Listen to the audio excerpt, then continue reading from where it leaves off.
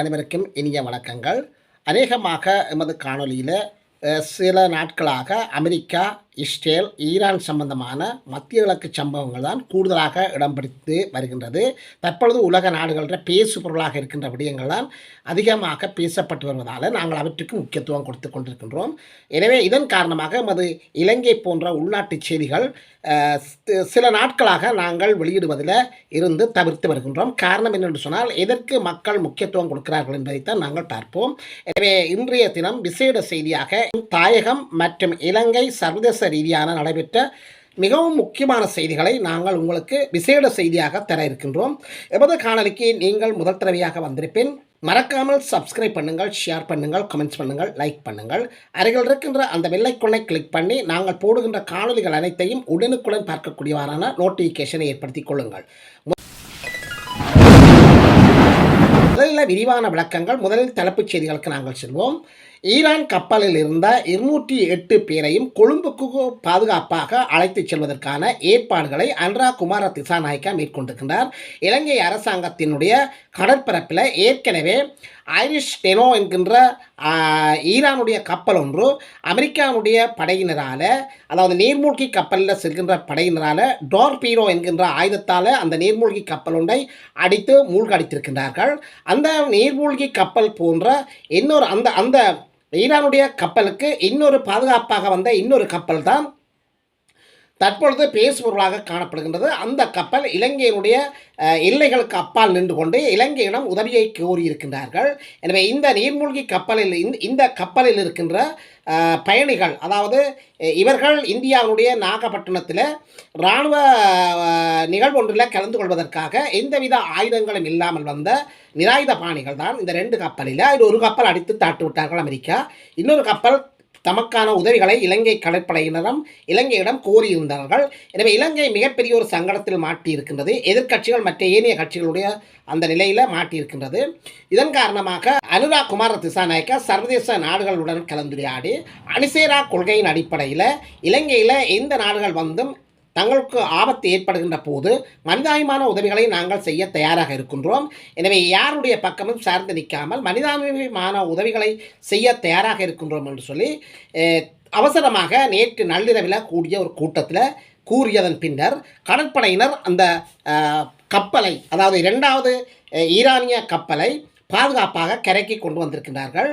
தற்பொழுது கொழும்பு துறைமுகத்தில் இந்த 208 பயணிகளும் 208 இராணுவ பாதுகாப்பு, இராணுவ ஆயுதமற்ற இராணுவ வீரர்களை இறக்கி அவர்களுக்கான அந்த பரிசோதனைகளை செய்து அவர்களுக்கான தங்குமிடங்கள் வசதிகள் செய்து கொள்ளப்பட்டிருக்கின்றது. ஆனால் இந்த கப்பலை திருவோணமலை துறைமுகத்தில் நிறுத்தியிருக்கின்றார்கள் என்ற செய்தி தற்பொழுது மகிழ்ச்சியாக இருக்கின்றது. இந்த கப்பல் தற்பொழுது ஒரு பேசு பொருளாக காணப்பட்டது. எதிர்க்கட்சிகள் மற்றும் ஆளும் கட்சிகளுக்கு இடையில் கருத்து முரண்பாடுகளையும் இலங்கைக்கு எதிர்காலத்தில் ஏற்பட போன்ற ஆபத்துகள் சம்பந்தமாக கருத்துரைக்கப்பட்டது. ஆன போதும் எந்தவித நெருக்கடிகளும் எந்தவித பாதிப்புகளும் ஏற்படாது என்ற உத்தரவாதத்தை சில நாடுகளிடமிருந்து அனுரா குமார திசாநாயக்கா பெற்றதன் பின்னர் இந்த நடவடிக்கைகளை அவர் மேற்கொண்டிருக்கக்கூடும் என்று சொல்லியும் அணிசேரா கொள்கைகளை இறுக்கமாக பின்பற்றி மனிதாபிமான உதவிகளை வழங்குவதன் அடிப்படையில் இந்த வேலை செய்ததாக அனுரா குமார திசாநாயக்கா நேற்று நள்ளிரவில் நடைபெற்ற அவசர கூட்டம் ஒன்றில் கருத்து வெளியிட்டிருக்கின்றார். வட்டுக்கோட்டையில் 10 பேர் போதைப் பொருட்களுடன் கைது செய்திருக்கின்றார்கள். இந்த முழு நாடுமே இலங்கையுடன் போதைப் பொருளை தடுப்பது என்கின்ற ஜனாதிபதியினுடைய அந்த விசேட திட்டத்திற்கு அமைய போலீசார் நேற்று யாழ்ப்பாணம் வட்டுக்கோட்டை பகுதியில் அதிவிசேட ரோந்து பணி மற்றும் சுற்றி வளைப்புகளை மேற்கொண்டிருந்த சமயத்தில் இந்த 10 பேரும் கைது செய்யப்பட்டிருக்கின்றார்கள். குஸ் போதைப் பொருட்கள் மற்றும் கொரோயின் ஏனைய போதைப் பொருட்கள் என்கின்ற உள்ளடக்கலாக 10 பேர் கைது செய்யப்பட்டிருக்கின்றார்கள். இவர்களை மல்லாக நீதிமன்றத்தில் முற்படுத்திய வேளையில் இவர்களுக்கான பிணை வழங்கப்படாது விளக்கமறியலில் இவர்கள் வைக்கப்பட்டிருக்கின்றார்கள்.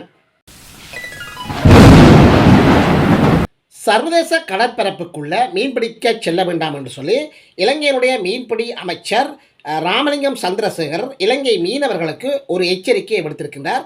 சர்வதேச மீன்பிடி பரப்புகளுக்கு சர்வதேச எல்லைகள், அதாவது இலங்கையினுடைய மீன்பிடி எல்லைகளை தாண்டி சர்வதேச கடற்பரப்புக்கு மீன்பிடிக்க செல்ல வேண்டாம் என்று சொல்லி, அவ்வாறு செல்கின்ற போது தற்பொழுது மத்திய கிழக்கு நாடுகளில் ஏற்பட்டிருக்கின்ற பிரச்சனைகளுக்கு முகம் கொடுக்க வரலாம் என்ற அந்த சூழ்நிலையில் அவர் இந்த எச்சரிக்கையை விடுத்திருக்கின்றார்.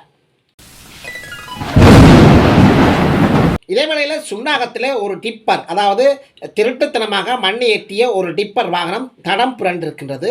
சுன்னாகத்தில் டிப்பர் ஒன்றில் மணல் ஏற்றி கொண்டு வந்த நிலையில், அதாவது இலங்கையினுடைய சட்டத்துக்கு முரணான முறையில் டிப்பர் வாகனத்தில் மணல் ஏற்றி வந்திருக்கின்றார்கள். இது தடம் புரண்டிருக்கின்றது. இதன் பின்னர் அந்த சாரதி கைது செய்யப்பட்டிருக்கின்றார். சாரதியிடம் மேற்கொள்ளப்பட்ட விசாரணைகளில் அந்த மண் கள்ளமண் என்று சொல்லப்படுகின்றது. எனவே இவரை கூட தற்பொழுது விசாரணைகள் மேற்கொள்ளப்பட்டு நீதிமன்றத்தில் முன்னிலைப்படுத்துவதற்கான நடவடிக்கைகளை மேற்கொண்டு வருகின்றார்கள். வளைகுடா கடற்பரப்பில் அமெரிக்காவுடைய எண்ணெய் தாங்கி கப்பல் மீது ஈரான் தாக்குதல் நடத்தியிருக்கின்றது. அதாவது இலங்கையில் மேற்கொள்ளப்பட்ட அமெரிக்காவுடைய தாக்குதலுக்கு பதிலடி கொடுக்கும் வகையில் வளைகுடா பகுதியில் ஈராக்கின் எல்லையில் ஒரு எண்ணெய் தாங்கி கப்பல் ஒன்று, அமெரிக்காவுடைய கப்பல் ஒன்று தற்பொழுது ஈரானால் தாக்கப்பட்டு எரிந்து கொண்டிருப்பதாக தகவல்கள் வெளியாகி இருக்கின்றது.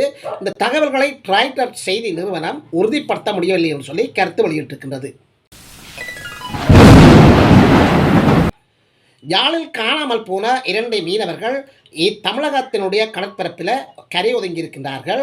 அதாவது காங்கேசன்துறை ஊரணி கடற்பரப்பில் இருந்து கடந்த வெள்ளிக்கிழமை மீன்பிடிக்க சென்ற 2 மீனவர்கள் இதுவரை கரை திரும்பவில்லை என்று சொல்லியும் இவர்கள் காணாமல் போயிருக்கிறதாக சொல்லப்படுகின்றது. முன்னதாக இவர்கள் இந்தியாவுடைய எல்லைக்கு சென்ற போது இந்தியாவுடைய கடற்படையினரால் இவர்கள் மீட்கப்பட்டு உணவு மற்றும் நீர் போன்றவற்றை வழங்கிவிட்டு இலங்கை கடல் எல்லைக்குள் கொண்டு வந்து இவர்களை பாதுகாப்பாக விட்டுவிட்டு சென்றதாகவும் கூறப்படுகின்றது. இவர்களுடைய அந்த படகுகள் எல்லாம் பழுதடைந்த நிலையில தான் நடுக்கடலில் இலங்கையினுடைய எல்லை பகுதியில் விட்டுவிட்டு சென்றிருக்கின்றார்கள். ஆனால் படகு இயங்காத நிலையில் படகை கரைக்கி கொண்டு வர முடியாத நிலையில் இந்த படகு மீண்டும் நீரில் அடித்து செல்லப்பட்டு தமிழகத்துக்கு சென்றதாகவும் தற்பொழுது தமிழக காவல்படையினர் இவர்கள் இருவரையும் கைது செய்து இருப்பதாகவும் செய்திகள் வெளியாகி இருக்கின்றது. முல்லைத்தீவு பகுதியில் ஒரு கசிப்பு உற்பத்தி நிலையத்தை பொதுமக்கள் திரண்டு கைப்பற்றியிருக்கின்றார்கள். 600 லிட்டர் கசிப்பு இதன் போது மீட்கப்பட்டிருக்கின்றது.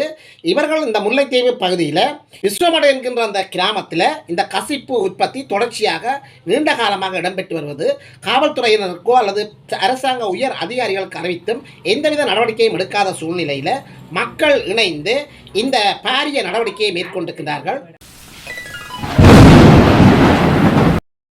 ஈரானின் கப்பலை தாக்கியமைக்காக அமெரிக்கா வருந்த வேண்டியிருக்கும் என்று சொல்லி ஈரான் வெளிவிவகார அமைச்சர் அப்பாஸ் அரக்சி என்பவர் கடுமையான எச்சரிக்கை விடுத்திருக்கிறார். இது குறித்து சமூக வலைத்தளங்களில் காணொலிகள் வெளியிடப்பட்டு வருகின்றது. ஈரானுடைய அந்த எந்தவித எச்சரிக்கையும் இல்லாமல், அதாவது நிராயுத பாணிகளாக இந்தியாவுக்கு வந்த நல்லெண்ண அடிப்படையில் இந்தியாவுக்கு வந்து ஒரு பொது நிகழ்வு ஒன்றில் கலந்துவிட்டு சென்று கொண்டிருந்த ஈரானுடைய கப்பலை அமெரிக்கா மிகவும் மிளைச்சத்தனமாக தாக்கியிருக்கின்றது. எந்தவித முன்னெச்சரிக்கையும் கொடுக்காமல் இந்த தாக்குதல் மேற்கொள்ளப்பட்டிருக்கின்றது. எனவே இந்த மிளைச்சத்தனமான அமெரிக்காவுடைய கேடுகட்ட இந்த கீழ்த்தரமான தாக்குதலுக்கு அமெரிக்கா மிகவும் வருந்த போகிறது. என்று ஒரு நாள் அமெரிக்கா இதற்கான பதிலடியை பெற்றே தீரும் என்று சொல்லி ஈரான் வெளிவிவகார அமைச்சர் அப்பாஸ் அரக்சி எச்சரிக்கை விடுத்திருக்கின்றார். அணு ஆயுத திறனை இழக்கும் வரை முறையான போர் நிறுத்தத்துக்கு சாத்தியமில்லை என்று சொல்லி ஆஸ்திரேலியா மற்றும் கனேடிய பிரதமர்கள் அறிவித்திருக்கின்றார்கள். இவர்கள் இந்த உலகத்தில் இருக்கவில்லை போல நடக்குது. எனவே அணு ஆயுதம் என்பது எந்த ஒரு நாடும் அந்த அணு ஆயுதத்தை செய்வதற்கு காரணம் தங்களுடைய பாதுகாப்பு கருதி. ஆஸ்திரேலியா, கனடா போன்ற நாடுகளில் அணு ஆயுதம் இருக்கும் என்பது தென்படாத நிலையில் அப்படி என்று சொன்னால் அமெரிக்கா போன்ற நாடுகளை கூட துளைத்தெறிய வேண்டும். அது சம்பந்தமாக இவர்கள் எந்தவித கருத்து பகிரவில்லை. இவர்கள் என்ன செய்திருக்கின்றார்கள் சொன்னால் ஈரானை மட்டும்தான் அணு ஆயுதம் உற்பத்தி செய்கின்ற இந்த சந்தர்ப்பத்தில் ஈரான் அணு ஆயுத திறன் அனைத்தையும் இழக்கின்ற பட்சம் வரை போராட்டம் தான் தொடரும் என்பது மாதிரி இவர்களுக்கு சமாதான உடன்படிக்கை ஒன்று ஏற்படுத்த போவதில்லை என்று சொல்லியும் ஒரு கீழ்த்தரமான வசனத்தை செய்திருக்கின்றார்கள். ஆஸ்திரேலியா பிரதமர் மற்றும் கனேடிய பிரதமர்கள் இந்த நாட்டில் இருக்கின்றார்களோ அல்லது வேறு எங்கேயால் நாட்டில் இருக்கிறார்களோ என்பது புரியாத புதிராகத்தான் இருக்கிறது. இதே வேளையில் இந்த கனேடிய பிரதமர் இந்த ஈரான் யுத்தத்தில் நீங்கள் கலந்து கொள்வீர்களா என்று சொல்லி ஒரு பத்திரிகையாளர் கேள்வி கேட்டதற்கு, தேவைப்படுகின்ற பட்சத்தில் தாங்கள் கலந்து கொள்வோம் என்று சொல்லியும், மக்களுடைய பாதுகாப்பு கருதி இந்த நடவடிக்கை எடுக்கப்படும் என்று சொல்லியும், ஆனால் இப்போதைக்கு இந்த யுத்தத்தில் தாங்கள் கலந்து கொள்ளவில்லை என்று சொல்லி குறிப்பிட்டிருக்கின்றார். இதே வேளையில் இந்த தாக்குதல்கள் குறித்து ஆஸ்திரேலியா பிரதமர் கவலைகளை வெளியிட்டிருக்கின்றார். ஈரான்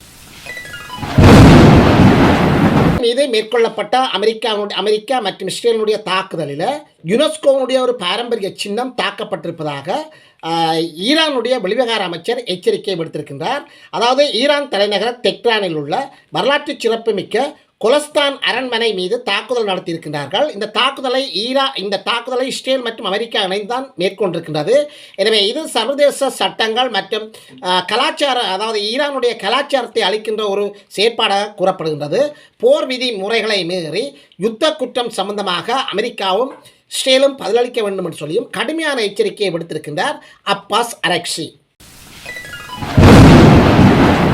ஈரானுடைய ஆட்சி அதிகாரங்கள் யாவும் புரட்சிகர காவல்படையிடம் ஒதுக்கப்பட்டிருப்பதாகவும், தற்பொழுது ஈரானுடைய அந்த ஆட்சி அதிகாரத்தை, அந்த சக்தியை, அந்த பவரை புரட்சிகர படைதான் மேற்கொண்டு வருவதாகவும், இது சர்வதேச நாடுகள் அச்சத்தில் மேலும் ஆழ்ந்திருப்பதாக கூறப்படுகின்றது. ஒரு நாட்டினுடைய ஒரு தலைவர் இருந்து ஆணைகள் இடுவது போல இந்த இராணுவத்தினர் தான் தாங்கள் நினைத்த மாதிரி நடவடிக்கைகளை எடுக்கலாம் என்று சொல்லி ஒரு கருத்தை நிலவுகின்றது. இந்த கருத்து ஏன் நிலவுகிறது என்று சொன்னால், கடந்த 28ஆம் தேதி இஸ்ரேல் மற்றும் அமெரிக்கா இரண்டும் இணைந்து ஈரானுடைய ஆயத்துல்லா கமேனி என்கின்ற அதி உச்ச தலைவரை கொலை செய்திருக்கின்றார்கள். இதைவிட அந்த நாட்டினுடைய பல்வேறு தலைவர்களையும் இவர்கள் கொலை செய்திருக்கின்றார்கள். இதன் பின்னர் புதிய தலைவர் ஒருவர் தெரிவு செய்திருக்கின்றார். இந்த புதிய தலைவரை பதவியேற்கின்ற அந்த சந்தர்ப்பத்தில் அந்த பதவியேற்கின்ற அந்த இடம் அறிந்து அந்த இடத்தின் மீதும் குண்டு சல்லடைகள் போட்டு தாக்கியிருக்கின்றார்கள். ஆன போதும் இவர் அந்த இடத்துல பதவியேற்பதற்கு குறித்த நேரத்தில் அவர் சமூகம் அளிக்கவில்லை என்று சொல்லி கூறப்படுகின்றது. எனவே இதன் காரணமாக தற்போது ஒரு தலைமை இல்லாத சூழ்நிலையில் ஐசிஆர்ஜிசி என்று சொல்லப்படுகின்ற ஈரானுடைய புரட்சிகர காவல் படையிடம் முழுமையான ஈரானுடைய பவர் அதிகாரங்கள் ஒப்படைக்கப்பட்டிருக்கின்றது. இவர்கள் தாங்கள் நினைத்த மாதிரி தாக்குதல்களை மேற்கொள்ளலாம் என்பது போலதான் அந்த அதிகாரம் வழங்கப்பட்டிருக்கின்றது.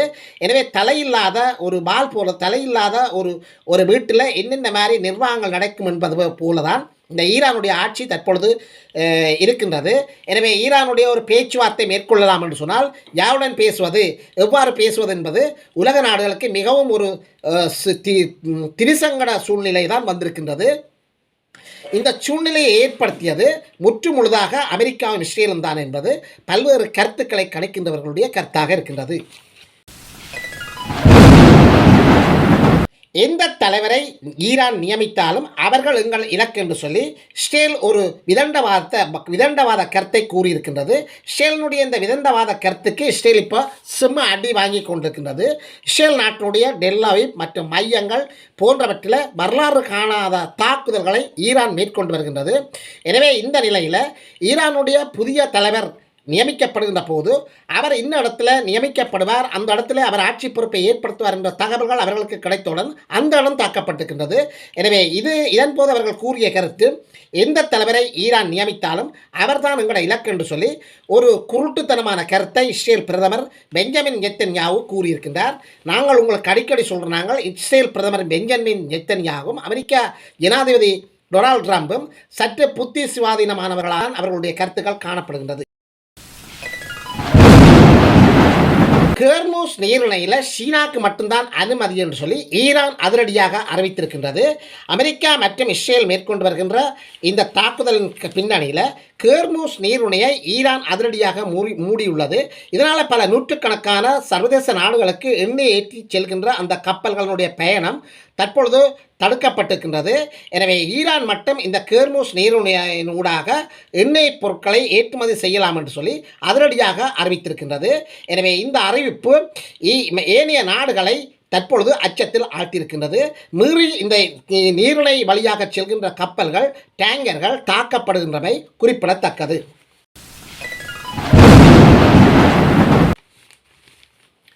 இதுபோன்ற செய்திகளை பார்ப்பதற்கு தொடர்ந்தும் கணேசன் குரலுடன் இணைந்திருங்கள். மீண்டும் இன்னொரு செய்தியில் வந்து உங்களை சந்திக்கும் வரை உங்களிடமிருந்து விடைபெற்றுக் கொள்கின்றேன். நன்றி, வணக்கம்.